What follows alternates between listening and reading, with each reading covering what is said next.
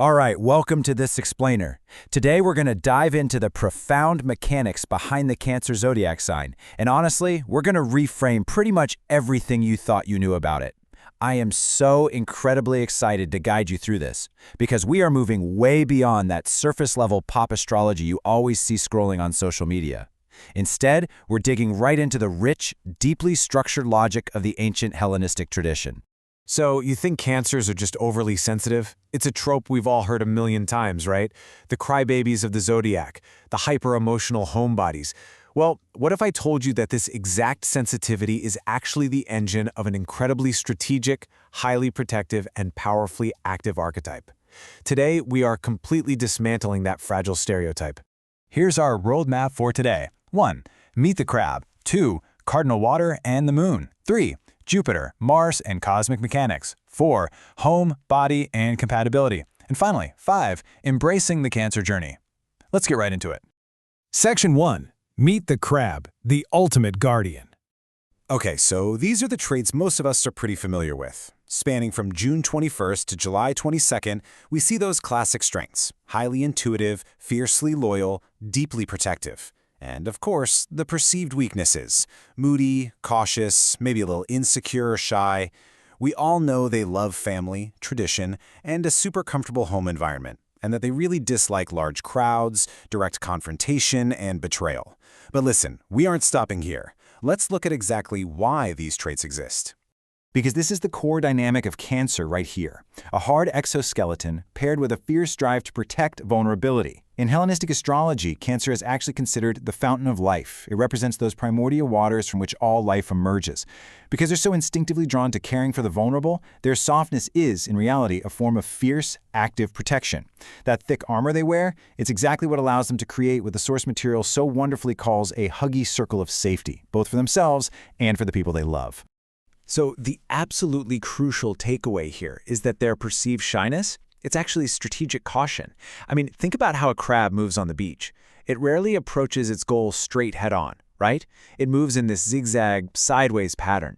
That indirectness isn't hesitation at all. It's a profound desire to protect what they already have as they move forward. Still waters run deep. There is immense spiritual and emotional depth hiding right beneath that protective shell. Moving to Section 2, cardinal water and the moon, the elemental engine. We so often think of water as this soft, passive thing that just takes the shape of whatever container it's in. But Cancer is a cardinal water sign, and cardinal means initiatory, beginning, and active. It's an energy that is incredibly powerful and, frankly, way underestimated. Cancer is the sign that actually starts the flow of emotion and initiates the whole process of cultivation. So, unlike mutable water, say Pisces, which might just kind of wait to see what happens and go with the flow, a cardinal sign like Cancer actively takes charge. Step 1, initiate the emotion. Step 2, create a safe little world for it. Step 3, armor it up. They're actively building fences.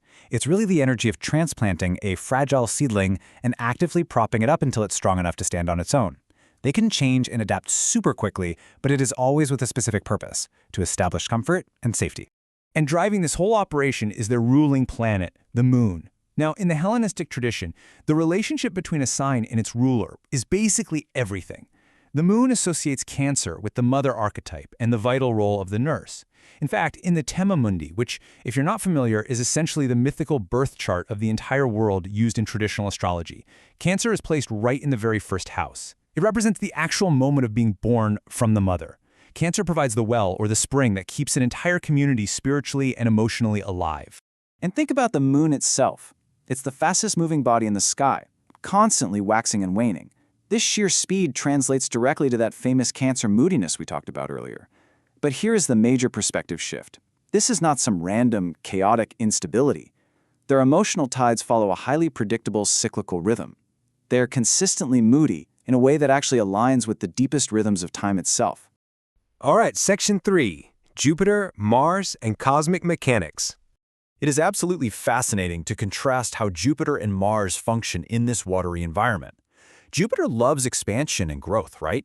And in Cancer's beautifully fenced-in, nurtured garden, it totally flourishes without getting trampled on. It brings massive emotional abundance and generosity. A Jupiter in Cancer is a good eater. They literally show love through hospitality, comfort, and shared meals. Now Mars, on the other hand, is in its fall or depression here. Mars loves direct, aggressive action. Imagine trying to fire a machine gun underwater. It just doesn't work. The god of war gets completely jammed up in Cancer's primordial waters. Mars wants a straight line, but Cancer forces it into a spiral or a zigzag. So Mars energy here often manifests very defensively, acting more like a slow mauling than any kind of quick strike. But make absolutely no mistake, Mars struggling in Cancer does not mean weakness. Their martial, warrior side is found squarely within the armor of their shell. The crab claw will not let go once it takes hold. When they are fighting to protect the vulnerable or defending a mission they deeply, truly care about, they are relentlessly tenacious. Once they latch on, they simply will not let go. Section 4. Home, Body, and Compatibility. Let's see the everyday manifestations of this. In the Hellenistic body part scheme, Cancer is intimately associated with the upper chest, the breasts, and the belly. Think about the logic behind that for a second. The breasts provide essential nourishment, and the belly receives and digests it. The whole system is completely about physical and emotional sustenance. This translates into their everyday life through their unparalleled ability to create a perfect bubble of a home, a space where you can retreat, rest, recalibrate, and feel entirely safe from the world. They are the ultimate keepers of sentiment, deeply connected to their roots and the past, treating history as a deeply foundational part of their present. And this brilliant need for safety completely dictates their compatibility. Ideal matches include their fellow water signs like Scorpio and Pisces, along with steady earth signs like Taurus and Virgo. Why? Well, because they provide the deep emotional understanding, trust, and rock-solid stability that Cancer absolutely requires to feel safe enough to finally open that shell. On the flip side, a sign like Aquarius is notoriously challenging. There's just a fundamental clash there between Cancer's profound need for emotional closeness and Aquarius's preference for independence and cool, detached logic. And finally, Section 5. Embracing the Cancer journey. Ultimately, they remind the entire world that strength can be soft, built with incredible care and nurturing. If you have prominent Cancer placements yourself, or if you love someone who does, you need to understand that they are master cultivators. They are protective leaders. Their immense emotional depth and lunar intuition allow them to sense exactly what is vulnerable in any situation and provide a vital shell of safety around it. Their ability to nurture isn't a weakness. It's honestly one of the most enduring, structurally sound forces in the entire zodiac. So, I want to leave you with this final thought to really reflect on. In a world completely obsessed with hard angles, direct strikes, and this culture of constant hustle, who in your life needs your protective shell today? Who needs that huggy circle of safety right now?